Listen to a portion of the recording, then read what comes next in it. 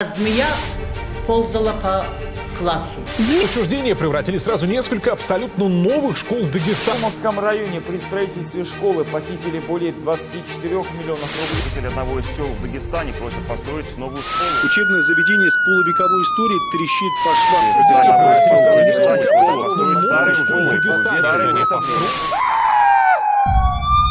Приснится же такое! Игорь, привет. Слушай внимательно. Путин тут объявил, что в России более 60% школ нуждаются в ремонте и 10 в капитальном. На первом месте Дагестан.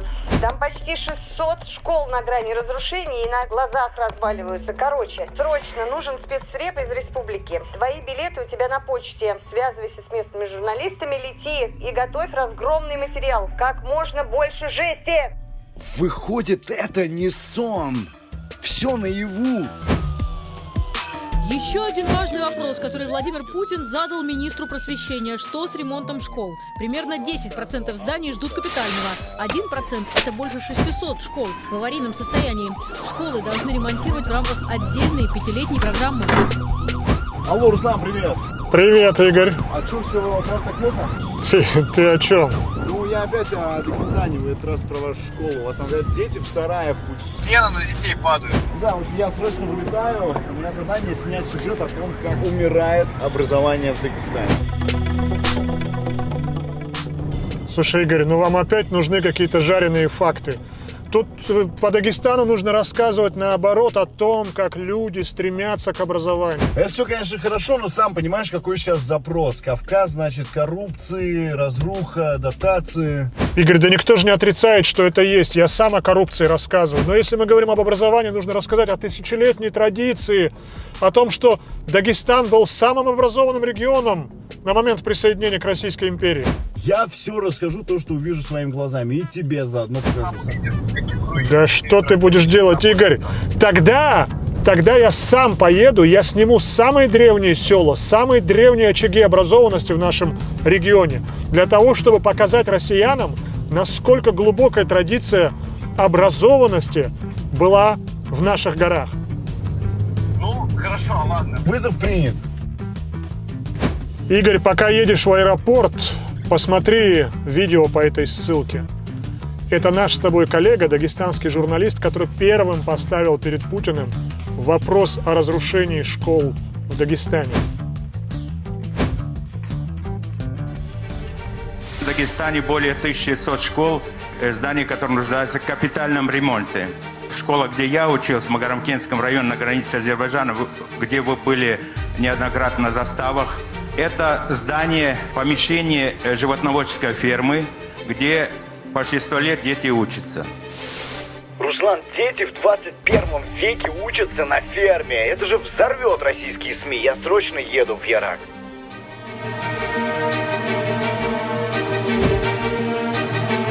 Игорь, если тебе нужна сенсация... Ну, держись, Руслан, мы уже взлетаем. Да что ты будешь делать, Игорь, а?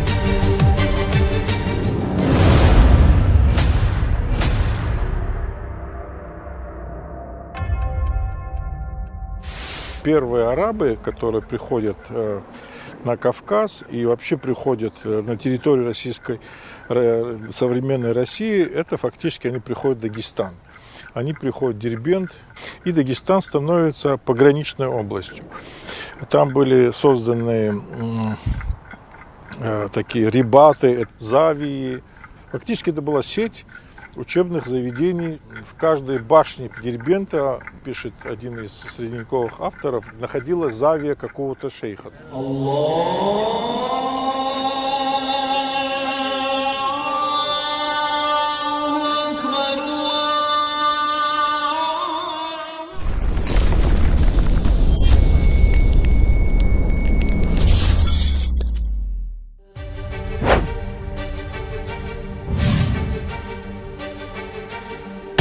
Руслан, ты зашел с козыря, я решил поступить так же. Я в селе Ярак, где жил, как ты знаешь, великий шейх Мухаммад Яракский, учитель самого имама Шамиля.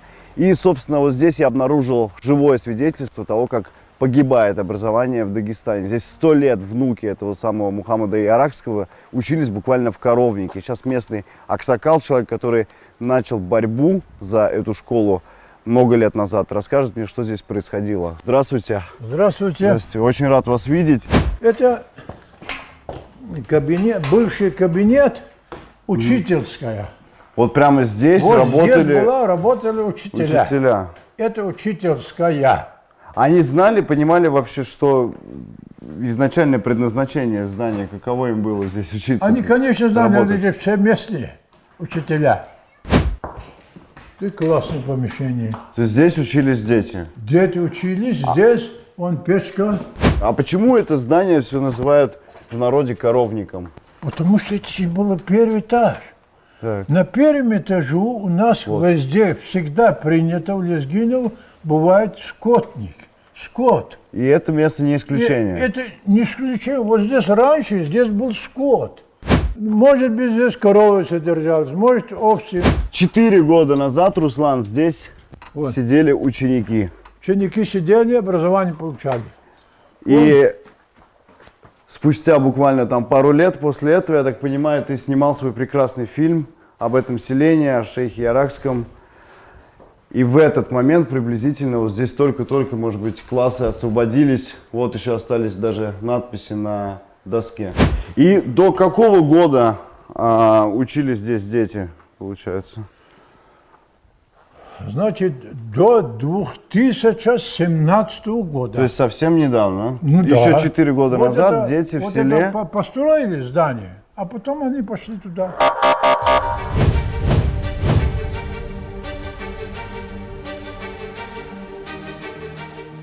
Писали президенту, писали прокуратуру, писали дагестанским властям.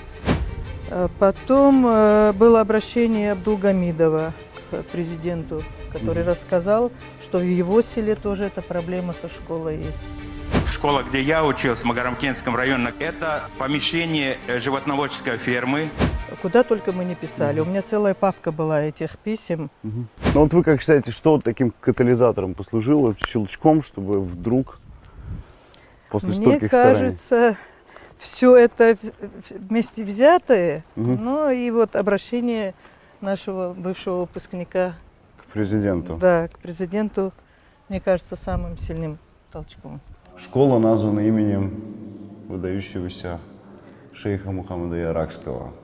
Скажите, сколько в общей сложности вы написали таких вот обращений, писем в Москву? Около 30. Около 30? Более 30. За сколько лет? За 22 года. То есть 22 года никаких шагов конкретных так и До не было? До 17 года не получилось. Это единственный метод вообще, чтобы добиться справедливости, чтобы у детей была возможность нормальное образование получать? Это 30 лет скажу, сражаться. Это в Дагестане единственный метод.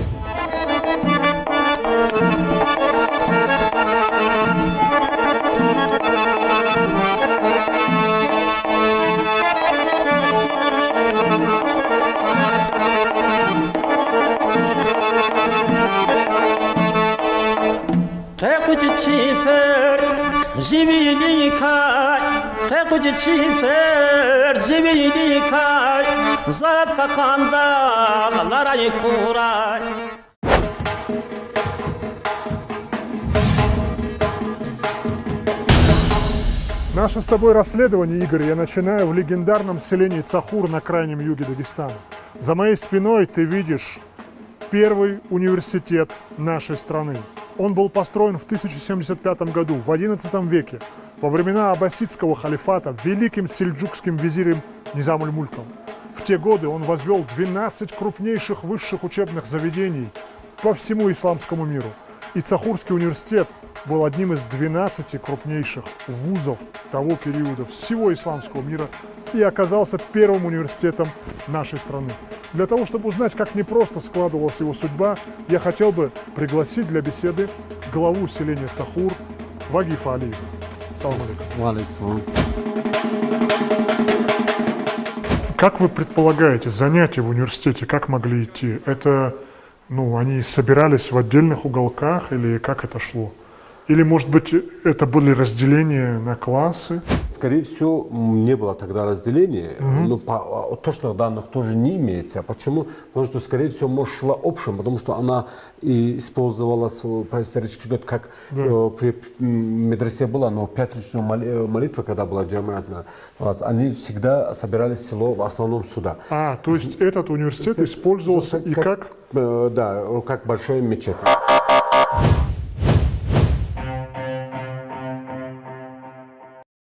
Здесь, в этом университете, исторически, в Цахурском университете преподавались не столько даже исламские дисциплины, наряду с Кораном, с хадисом, с акидой, с фикхом преподавались что?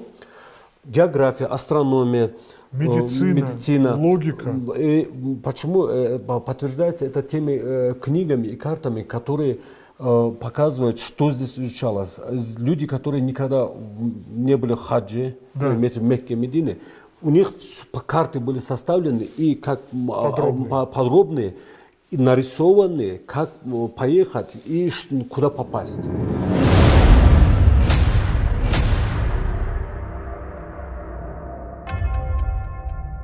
В библиотеке деда Аликаева сохранилось 5 книг из библиотеки Ахмада Йеменского, это 15 век. И математика, и астрономия, и геометрия. Даже на одной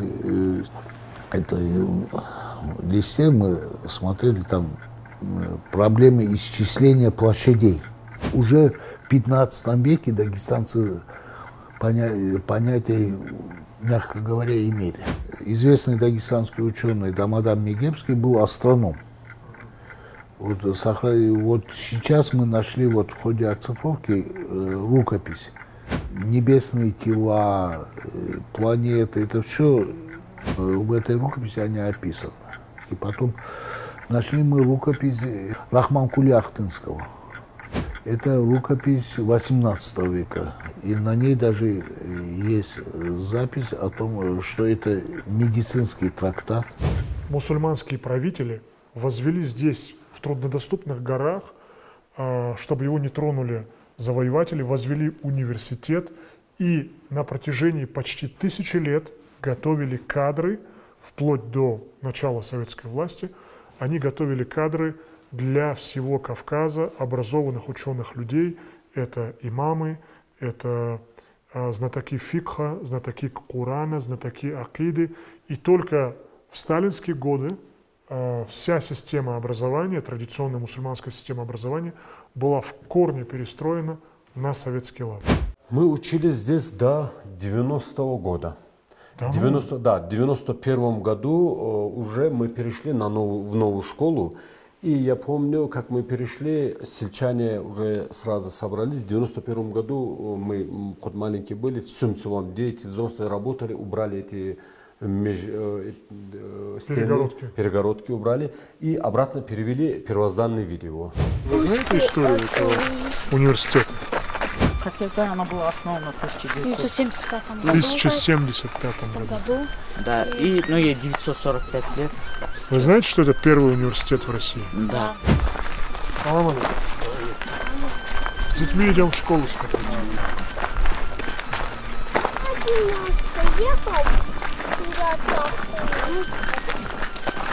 Ты кем хочешь стать, Рамазан?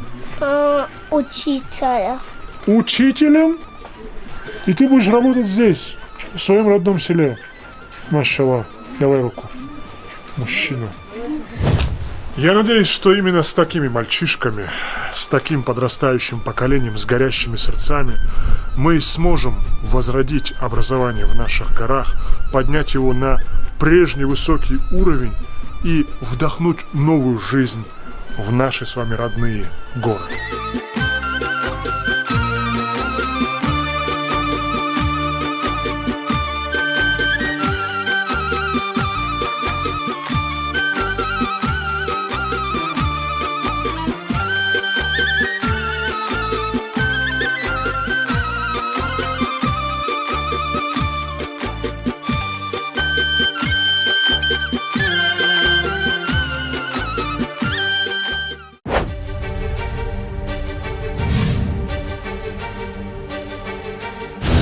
Руслан, вот тебе еще одно живое свидетельство того, что не всегда даже письма президенту страны срабатывают и приводят в действие какие-то местные власти или вообще механизмы рабочие.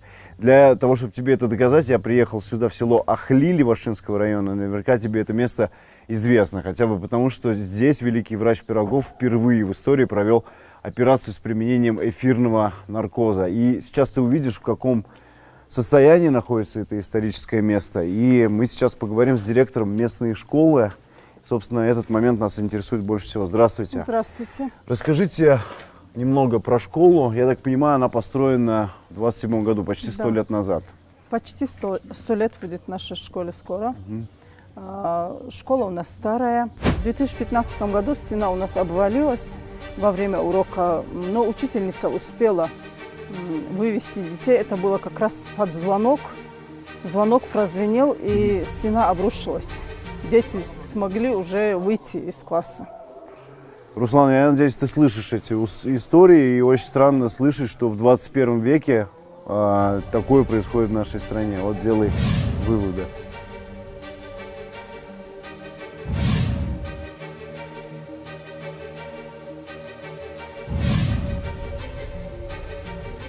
Отремонтировать мы сами делаем это. Сами делаете своими руками?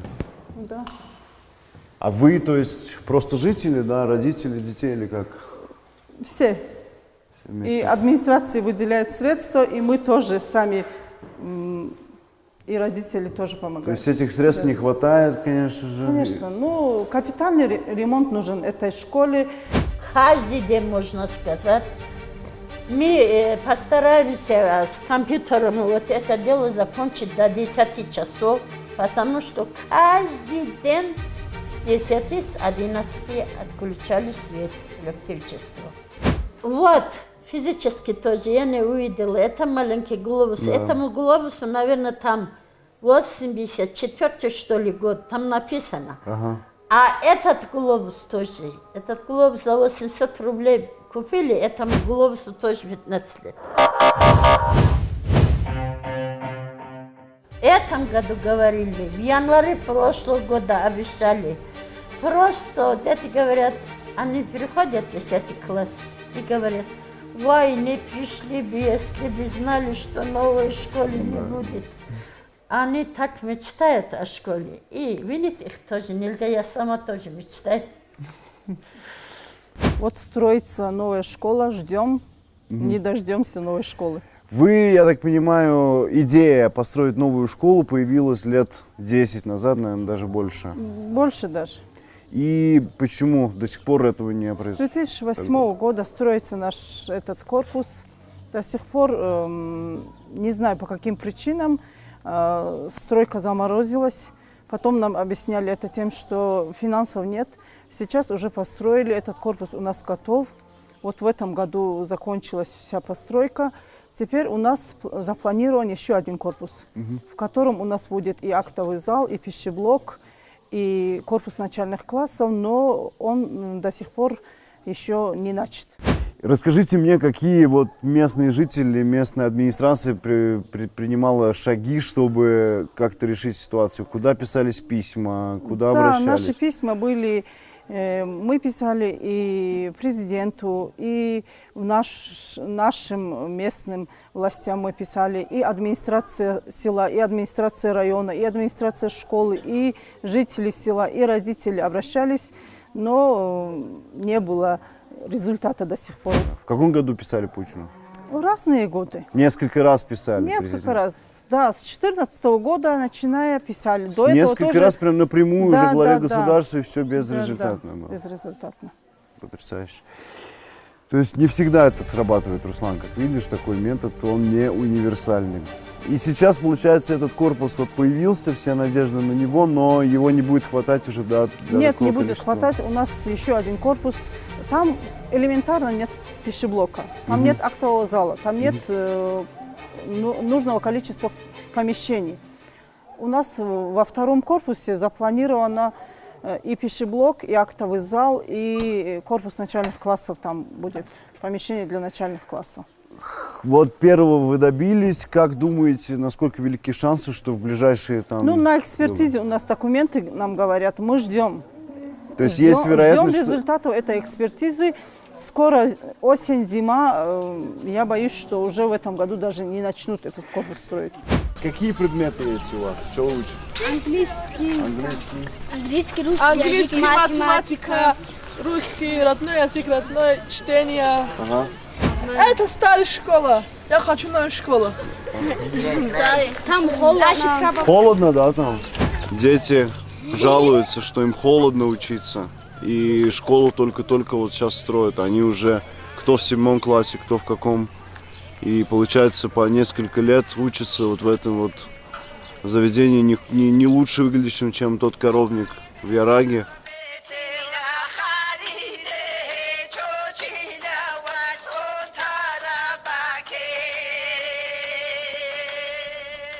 Руслан, я вот все думаю и думаю, после моих бесед с директором и учителями местной школы, почему же прямое обращение к Путину сработало в случае Ярага, но не работает в случае Ахли? Игорь, это же наш с тобой квест. Ты попробуй сам найти разгадку. В качестве подсказки я тебе сейчас кину контакт журналистки.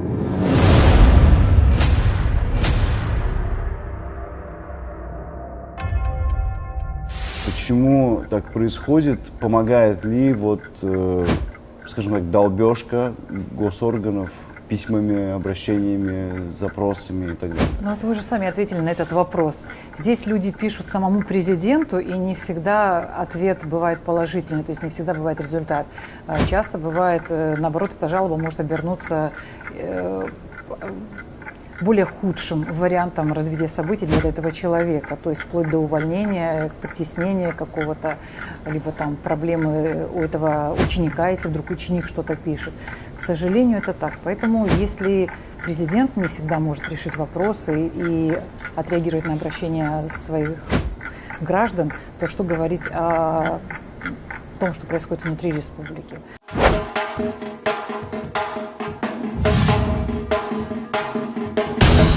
Игорь, это продолжение истории селения Яраг, где дети учились в коровнике практически несколько десятилетий, и жители не могли решить на протяжении этого времени эту проблему. Жители селения Тибек-Махи просто собрались и на этом месте возвели красивейшее двухэтажное здание. Это что? Ну, здесь у нас раньше ферма была колхозная, общая ферма была, полностью в длину. Да. Она долго стояла с наших, когда еще маленькими были, помню. То есть вы держали коров? Ну, здесь? это общее здесь было. Здесь бычки были и коровы были. Потом их все закончились, они. И после этого она долго стояла. Ну, здесь овцы кто-то загонял, держал. Снесли ее полностью. И на время, там, пару лет тоже стояла земля без ничего. Думали школу построить. Кто-то говорил медресе. Ну, так и к общему мнению пришли и медресе начали строить. Машаллах. Здесь сколько учеников планируется Ну, для где-то обучения? 80 человек. Расчет такой. Обучать будет Корану, я так понимаю? Ну, начальные тоже и... Начальные знания об исламе, да, и изучение Корана. Фикх тоже. И фикх. Я знаю, что у вас в селе готовят хафизов. Прямо с сотнями. И сюда приезжают со всего Дагестана ученики. Машаллах. Вот это та традиция, на которой держался Дагестан на протяжении последних 1500 лет. Вроде бы высокогорные села, скудное хозяйство, но тем не менее жители, зарабатывая деньги, в первую очередь выделяют их на развитие села, на развитие мечетей, медресе, и в последнее время начинают вкладывать в образование уже. У горцев тяга к образованию складывалась на протяжении 1000 лет. Вы в медресе, в мечеть ходите учиться? А? В медресе ходите? Это для девочек. Для девочек. Для мальчиков ходите? Я сейчас тут хожу, сейчас каникулы. А что вы учите там? Коран. Коран учишь? Да. Сколько джузов выучил? 5. Машаллах. У вас здесь в селе люди уезжают в города? Да, бросают село? Ну, бросают нет. такого нету. Они едут просто на заработки? Да, на заработки едут. То есть у вас другая модель совсем, совершенно другой пример. То есть люди едут, уезжают из села, но не теряют с ним связи. Нет, никак, ни в коем случае. Не теряют с ним связи, возвращаются, и то, что заработано, вкладывают в развитие села. Ну и в развитие села. Это как раз-таки пример тот же, который мы встретили в Яраге, что жители села жалуются чиновникам, жалуются властям, требуют решить за государственный счет проблему возникшую, будь то разрушающаяся школа или отсутствие асфальтового покрытия для каких-то 2 километров от федеральной трассы до села, которое находится выше. Но чиновники не решают, бюджеты разворованы, до проблем простых людей нет никому дела. И в это время жители Тебек-Махи принимают решение решить эту проблему самостоятельно. Вот здесь под ногами просто все улицы Тебек-Махи залиты бетоном. Кто это сделал, Надя? Как вы такую чистоту здесь обеспечили? Это тоже общее дело нашего населения. Общее это. Здесь со стороны не было никого, чтобы помощь. Это все вручную это залито. Кто это придумал делать? И когда это началось? Тоже инициатором были сельчане наши. Сельчане? Да. У нас с водой тоже проблема здесь в селении была. Как вы видите сами, здесь рек нету рядом, только внизу река, оттуда сюда воду качать тоже для питья не вариант. У нас единственный родник есть там внизу чуть-чуть. Это отсюда метров 100, чуть больше, метров 200. Основной вакасами, который. Вот есть специальные резервуары, накопители для воды. Эти резервуары тоже кто построил? Ну, это тоже наша сельская инициатива. За свой счет? Да, за сельский счет. Резервуары примерно на какой объем воды? Ну, там есть самый большой, который, он 240 тонн. Там на той стороне есть, там где-то тоже больше 100 тонн. Внизу есть в центре, где мечеть, если были там. Там тоже больше 100 тонн.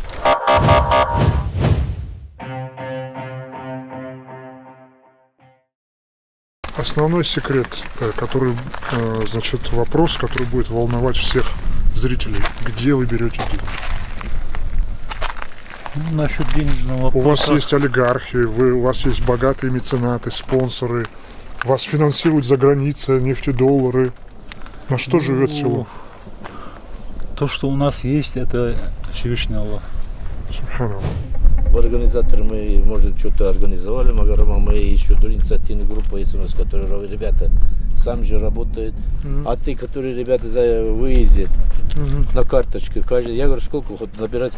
Сутки, говорит, 500 тысяч поступает. Аллах, прям со всей России сбрасывают. Со всей России. Эстафету каждого. Новосибирске, говорит, мы, говорит, даем эстафету, передаем Казань, Екатеринбург.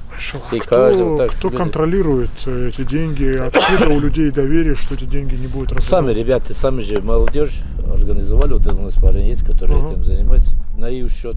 Мы туда не вмешиваемся, потому что подозрение на нас не было. Ну, конечно, много было труда вложено. 30 лет вот имамом работаю, чтобы вот этот корень не пустить. Усилие большое было.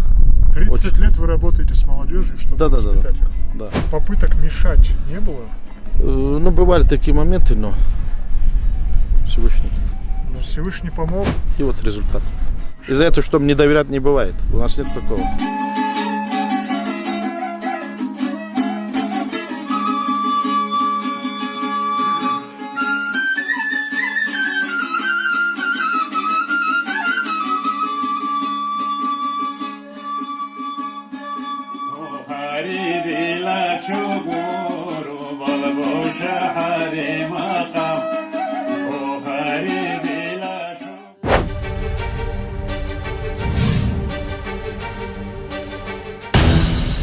Руслан, чем дальше вглубь Дагестана я продвигаюсь, тем более красивую природу я имею счастье созерцать. И тем более печальные истории, к сожалению, слышу. И вот здесь я сейчас нахожусь на самом краю республики. В 15 километрах начинается Грузия. И история школы, которую я услышал здесь, пожалуй, самая печальная из всех, которые мне довелось услышать за эту поездку. Она не может не повергнуть в шок ни тебя, ни кого-либо из наших зрителей. Это первый этаж, вход был с той стороны. Так. Здесь окна ничего не было, вот как в той же помещении. Здесь был темный такой коридор. И вот там, здесь кабинеты были. Первый кабинет родного языка был, потом кабинет истории, географии, здесь кабинет физики, кабинет биологии. Село сгорело еще 2 года раньше, в 2016 году, в августе она сгорела. Школа потом, в 2018 году, она отдельно сгорела. Вот. Почему не смогли остановить пожар? Как это произошло? И Пожар произошел ночью. Это было электричество где-то вот в этом месте начался пожар. Что-то замкнуло. Ну да, сторож ночной там шум поднял, пока село поднялся, пока это движение началось, пока пожарные пришли, это в течение 2 часов полностью сгорела эта школа. Вы пытались куда-то писать, может быть, в вышестоящие какие-то органы? Куда? Потому что я знаю, что во многих селах это сработало. Вот президента Российской Федерации. Писали Путину? Конечно, у меня и это письма есть до сих пор.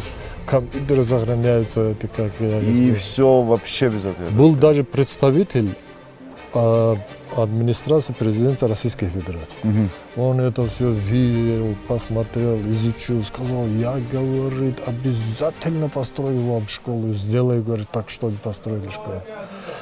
Я сам писал письмо специально. Отправил до Путина. Это письмо в республику, через республику к нам, обратно мне же вернули это письмо, чтобы я мог сам ответил. Начался учебный год, нужно было где-то учиться, что вы сделали? Учиться нужно было, мы вот решили как-то переобразовать эту школу. Она тоже почти была развалена. Вот сейчас мы зайдем, я вам покажу, как мы ее достраивали, делали. А там в нижнем корпусе фактически мы занимались в 3 смены в начале. Это кабинет русского языка.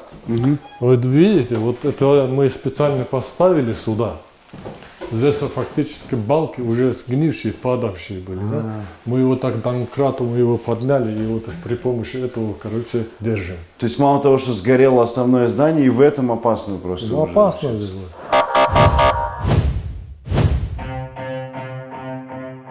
Условия 19 века. Мы говорим спартанские условия. Спартанские условия, действительно. Вот здесь тоже пожар был. А сюда тоже перенеслось, да? Нет, это было после этого. Отдельно еще и здесь, что за напасть такая? Мы как-то смогли, это тоже было где-то часов 8 вечера зимой. А здесь кто-то был? Именно из-за этого. Звонок, от этого звонок был вот здесь. От этого звонка пошел, короче, вот этот пожар. Руслан, вот обрати внимание, вот эта вот подушка, это, можно сказать, символ того, что здесь происходит. То есть родители выдают детям такие вот приспособления, чтобы они банально не мерзли, пока получают знания. Вот что называется трудный путь к знаниям.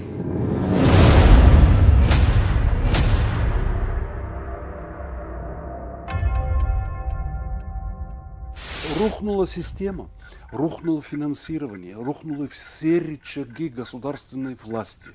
Троечники вчерашние пошли крышевать рынки, пошли играть в наперстки, заколотили деньги, и пошло и поехало. Образование не нужно, нужны мышцы, нужны кулаки, нужны зубы. Прошло некоторое время, у них появилась охрана, а то и государственная за счет государства. Вот это вот зубастое поколение рвануло в начале 90-х, так рвануло, что сегодня они и в правительстве, и в Госдуме. Что касается школ, это, конечно, величайший позор, даже озвучивать это не хочется. Кто-то боится образованного поколения, кому-то выгодно держать полуобразованную толпу, особенно в Дагестане, где половина депутатского корпуса только расписывается.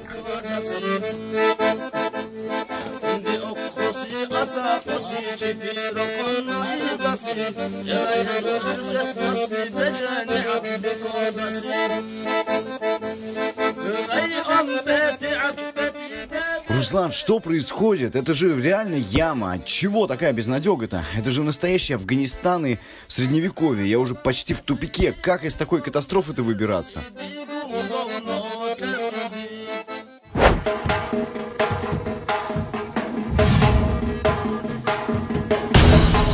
Игорь, похоже, что я нашел решение, ответ в нашем долгом с тобой споре.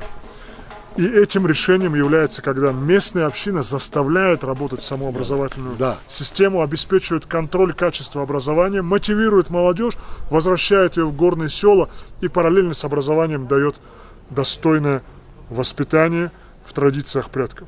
Вот у нас, короче, школа там построена где-то 30 лет тому назад. Да. Там трехсменный, короче, обучаются учащиеся, трех сменах. Более 430 учащихся там. Уже никак не можем, короче, построить школу. Сколько лет? Более уже 30-40 лет. Мы не можем достучаться до правительства, до республики. А что вы делали, чтобы достучаться? Вот у меня дома несколько письмо, которые написано, короче, было председателем правительства, когда я еще замом работал 2007 года. Все будет хорошо, все будет хорошо. Чиновники меняются, так и более 30 лет ничего абсолютно не сделали. Что может молодежь сделать? Что она сделала? Молодежь что могут делать? Молодежь могут, например, здесь построить, короче, детские вот, лагерь. Вот это они хотят построить. Молодежь построить хочет? Да. Я же говорю, вот, я же главой работаю, я же говорю, бюджет населения у нас около 5 миллионов 400. Да. Ни один рубль, короче, не решает расходы населения Цябцулада. Почему? Потому что, короче, это отгонный животноводство, говорит. Она относится по уставу администрации 2 населенных пункта Цулада. Подождите, я вот логику не понимаю. Вот есть государство, которое выделяет деньги, деньги не доходят, и молодежь при этом одновременно хочет возродить село. Да. Ну каким образом, за какие деньги? Наши односельчане, которые живут в Махачкале, Цябцулда, 8 миллионов 500 рублей собрали, чтобы, короче, малоимущим помогать и лекарства купить. Удивительная вещь. Но это вот что ими движет? То, что они верующие люди, или то, что у них сердце болит за свою родину? Они и верующие люди, у них и сердце болит за район, за село. У нас очень дружный джамаат. То есть я хочу вот опять, обращаясь к Игорю, обозначить эту проблему. Неужели в Дагестане религиозная, такая, скажем, общинная мотивация работает сильнее, чем государственные институты? Валлах, я вам говорю, 2 раза больше работают. Именно в нашем селе. И наш джамаат вот сейчас, когда я еще главой был, они хотят, короче, вот здесь, в этом же здании, короче, найти лучших учителей из сел, из других районов и отправить своих детей сюда обучать. Подождите, джамаат сам хочет набрать коллектив учителей? Да, коллектив учителей, да, и своих средств, короче, обслуживать их, финансировать их. То есть они вместо государства будут платить зарплату учителям? Да, зарплата, да. И своих детей отправить обучать сюда, Цябцулада, то есть Цябцулада наверх. Здесь в данное время в этой школе осталось 43-44 учащихся. Больше нет. Подождите, молодежь хочет собрать деньги, набрать учителей новых, профессиональных. И чтобы детям здесь, в Верхнем Цулада, дать качественное образование. И чтобы дети с равнин из городов возвращались сюда. Да, такое практикуется в Гумбетовском районе Аргони. Селение Аргони. Да. То есть такая модель уже работает в селении Аргони? Да, работает уже, да. И наши вот примеры от них, пример наши тоже именно вот это хотят здесь. Игорь, похоже, я нашел какой-то новый рецепт решения проблемы возрождения горных сел в ситуации, когда не работает государство и не развивает образовательную инфраструктуру. Только что я сейчас услышал, что в Дагестане есть пример, когда силами самой общины развивается не просто мечеть, не просто медресе, не просто дороги, а целая образовательная инфраструктура. Да, так точно. Школа, учителя, образовательный процесс. Да. Это правильно. Если это так, то мы должны обязательно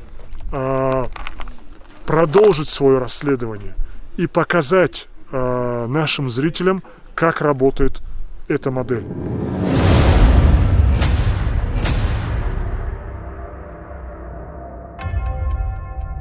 Я когда приеду в Дагестан, обязательно приеду в эти школы, потому что очень я люблю видеть, как дагестанцы руководствуясь своими внутренними принципами свободы, да, и справедливости, собираясь на Гадыкане, когда мужчины собираются, значит, решают такие вопросы.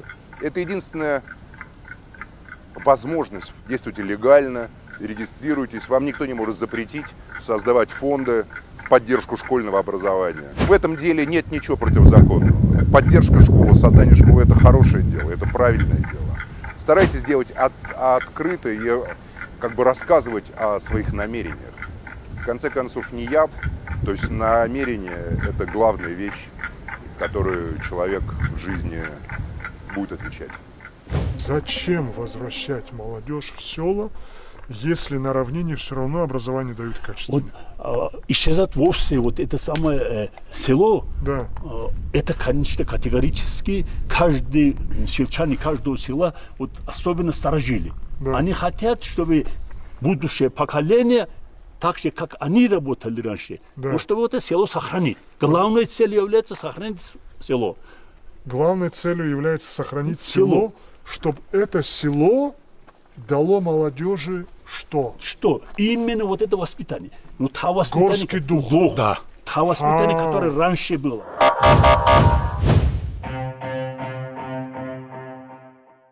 Уже многие дом провели, да. Но в основном молодежь его использует, скажем, на entertainment, скажем так. На развлечение. Да. Ну, если какие-то будут поддержка со стороны, например, таких организаций, программистов и так далее, да. Чтобы вовлечь молодежь, думаю, что будут те, которые заинтересованы в этом тоже. Да. Как раз это следующий шаг для жителей селения Цолода, чтобы привлечь силами молодежи сюда специалистов по современным IT-специальностям, веб-разработке, по дистанционной работе, по зарабатыванию денег через интернет, когда берешь задание, допустим, по разработке сайта, или по обработке фотографий, или по монтажу видео, или по переводу любого текста. И здесь молодежь, сидя в горах, может зарабатывать такие же деньги, как они зарабатывают в Москве.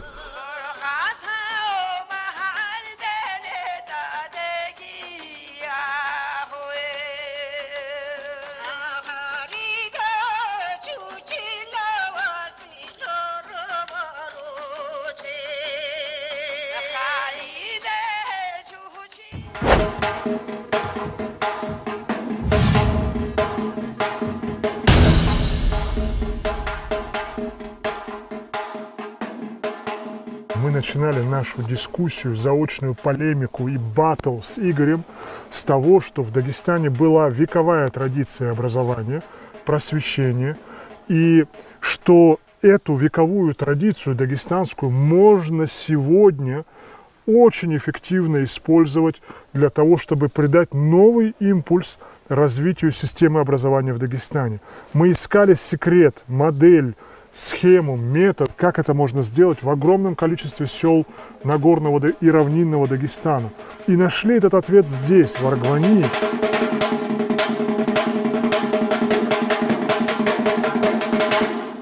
Вообще эти горы Гумбета, они были обитаемы, известно, с эпохи бронзы. Но само селение, мы с большей долей вероятности можем говорить образование. Вот селение на этой горе, вот на этом месте, именно как Аргвани, это 9-10 века. Начиная с 15 века Аргвани получает второй мощный толчок для своего экономического, и любого развития. То есть он получил ярлык на правление. Вот. А что? Это прежде всего, это мечети. Это опять открываются при мечетях школы, открываются, образовательные центры. Сейчас мы находимся на каком-то еще одном знаковом месте, я так понимаю. Это было имение Шамхаловых. То есть тех, жителей Аргвани, которые напрямую происходят от переселенцев из Шама. И ему приходит мысль в голову о том, что здесь, вот тут имение, в этом прекрасном месте открыть школу, не медресе. Медресе открывалась при мечети, в селении. А здесь, вдали от селения, не в мечети, школу, где он обучал бы муталимов За свой счет он ее открыл, и даже Муртазали из Дануха, Да. он был жив еще в 1960-е годы, он оставил воспоминания, и он говорил, что это были самые лучшие годы его в жизни, когда они занимались здесь науками, и ничто их не отвлекало от... То есть в этом умении Шамхалова Да, была в Аргвани зарождалась новая методология, новые подходы к образованию в Дагестане. К созданию школы и к образованию, да.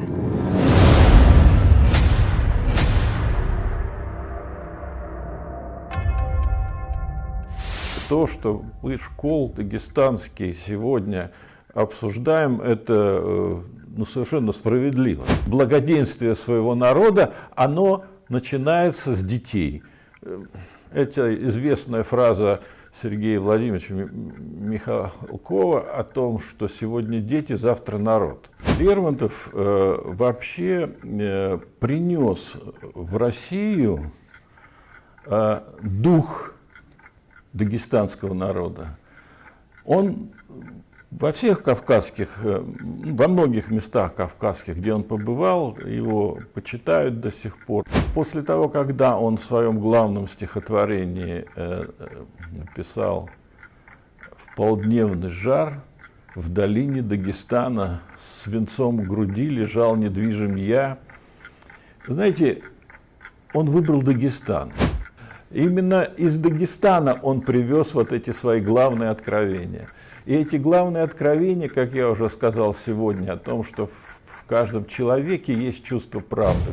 Руслан, я приехал в то самое село Аргвани, село, о котором говорит сегодня весь Дагестан, говорит, потому что это тот самый случай, когда местная община на правах гражданского общества не стала дожидаться лучших времен, не стала ждать какой-то указки сверху, взяла инициативу в свои руки, сделала все, что могла своими силами и предложила сотрудничество государству, сотрудничество, итогом которого стал проект, о котором сегодня говорят как об идеальном кейсе коллаборации между обществом и государством. И говорят не только в республике, но и, как выясняется, в федеральном центре. Давайте узнаем, что здесь происходит.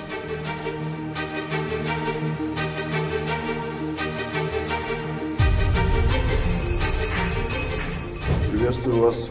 Добрый день. Расскажите, пожалуйста, в чем уникальность этого здания, где мы сейчас находимся? Это здание, которое мы построили для того, чтобы могли жить дети, которые приехали из города, учиться в школе, обеспечить их местом жилья, местом питания. И для детей, у которых родители живут в городах, что у них в населении нет возможности прожить, мы для этого построили здание. А здание школы в селе уже было? Здание школы в селе уже было. Это было старое здание, которое не очень-то пригодно для обеспечения учебными процессами. Мы ее попросили включить в программу 100 школ, сами выступили ее, софинансировали ее и отремонтировали, еще дополнительно там кое-какие от себя еще добавили. Проект это социальный, мы задумали его как возрождение села.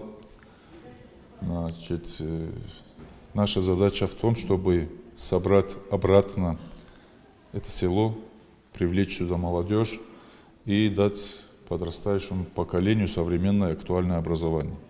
Вот вы говорите «мы», говоря «мы», кого вы имеете в виду? Ну, у нас есть ребята, инициативная группа, которая человек 5, которые с самого начала идут за этой идеей, идея создания условий для детей, которые приезжают с города для учебы, чтобы они могли приехать здесь учиться, чтобы их родители также могли приехать, чтобы не потеряли связь со своим родным селом, чтобы люди были включены в родное село, восстановили свои дома, и для того, чтобы село не было заброшено и не стало, как уже многие в Дагестане становятся селом-призраком.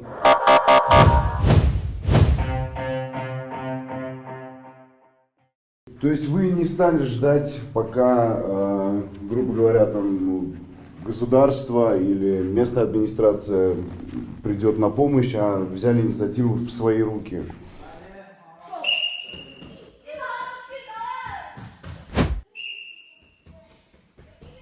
Где живешь ты?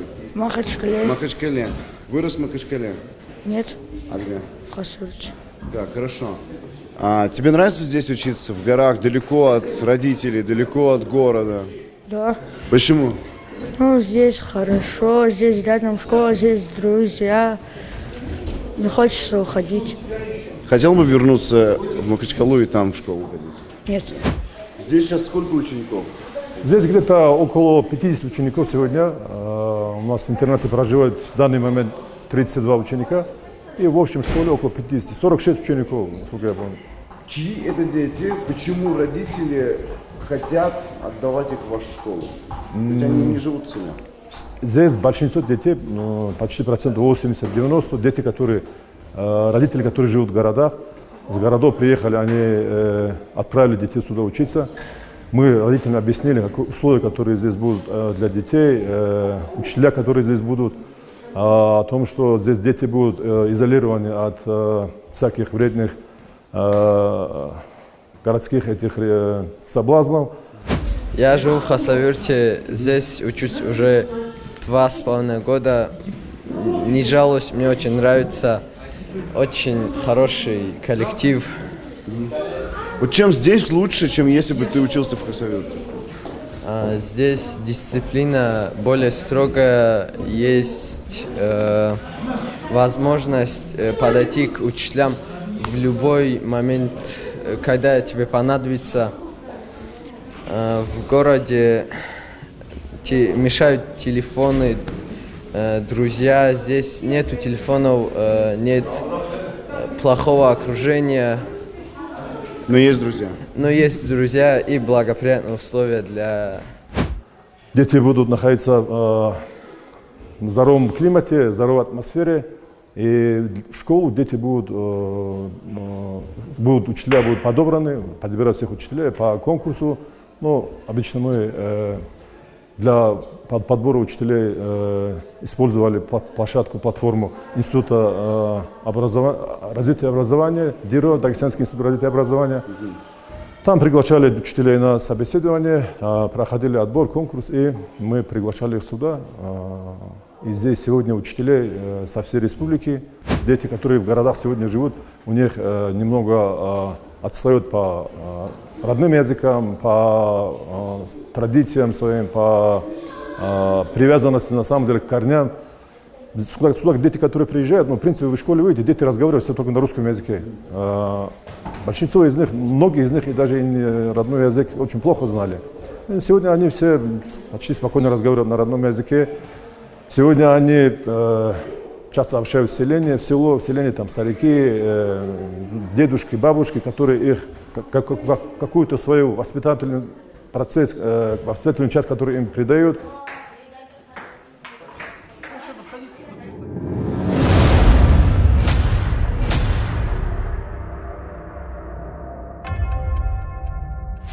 Когда я рассказываю о Дагестане, и люди мне говорят, что это Россия, всегда успеем. Сейчас давайте куда-нибудь поедем, куда потом не доберемся. И я им говорю, что вы зря откладываете, можете не успеть. В горных селениях там, почти у всех, наверное, уже все удобства в доме, и вода, и тепло, электричество, но все равно жизнь в горах – это подвиг. И я понимаю молодых людей, которые не находят там реализации своих амбиций, возможностей, и которые уезжают в Махачкалу и дальше. А брошенное село, как и брошенный дом, быстро приходит в упадок. И я думаю, что это верно не только в отношении школ. Должно быть какое-то, видимо, встречное движение и людей на местах, и властей навстречу им. Но то, что нам не приходится уповать на каких-то начальников, особенно московских. Но это очевидно. Поэтому любая такая социальная ответственность, любая социальная инициатива вызывает аплодисменты. Руслан, чем больше я размышляю над проектом школы в Аргвани, тем больше я удивляюсь, как здесь удачно сошлись все уникальные факторы. И многовековая традиция образования, и желающие возродить родное село меценаты, и объединение усилий гражданского общества и жителей самих властей, и родители, жаждущие дать детям хорошее горское воспитание настоящее, и уникальный коллектив учителей, которые там работают. Не зря теперь опыт Аргвани используют в разных горных селах Дагестана. Но и это еще не все, Руслан. Этот опыт привлек внимание специалистов из Высшей школы экономики. Как ты знаешь, сейчас это ведущий исследовательский институт в России. И в настоящий момент он осуществляет проект по исследованию прорывных образовательных проектов в разных регионах страны. Настя вместе с коллегами прилетела специально сюда, в высокогорное село. Как бы ты думал, для чего? Для того, чтобы исследовать феномен этой школы. Расскажи подробнее, зачем вы сюда прилетели, что вы ожидали здесь увидеть? Это, мне кажется, для России такой необычный феномен, хотя мы видим, и наш конкурс инноваций в образовании, который мы делаем в институте, показывает, что очень много инициатив на местах есть, и есть люди, которые есть энергия, интерес, что-то предлагать локальному сообществу. Они очень чувствуют проблемы, которые здесь есть, они видят горизонты развития того, как им надо двигаться дальше. У них очень высокая, на самом деле, планка и для себя, и для учеников, и для родителей. И, в общем, на самом деле, если говорить про поддержку государственную, мы видим, что она не всегда такая, как хотелось бы получить, именно филантропам, меценатам, и более того, они готовы на самом деле делать все сами, главное им не мешать. То есть это такой феномен низовых инноваций, когда прорастают на местах какие-то ростки, идеи, и мне кажется, наша задача рассказывать про то, что на самом деле это возможно, во-первых, во-вторых, можно помочь таким людям, и мировой опыт показывает тоже, что такие огоньки на местах, они, хотя имеют небольшой эффект, но когда таких огоньков становится много, то в целом экономика, система образования, они активно развиваются. Поэтому в этом направлении мы можем двигаться, и наша задача мы видим в том, чтобы про такие инициативы рассказать и механизмы их работы изучить как можно глубже. Руслан, по-моему, мы нашли идеальную формулу. Анастасия только что ее озвучила, и мне кажется, она может работать по всей стране, а такие люди, как Настя и ее коллеги, будут это изучать, будут рассказывать о феномене Аргвани. И этот опыт и другие подобные кейсы будут изучаться и развиваться, рождаться по всей стране. Как показала община Аргвани, образование это было крайне важно.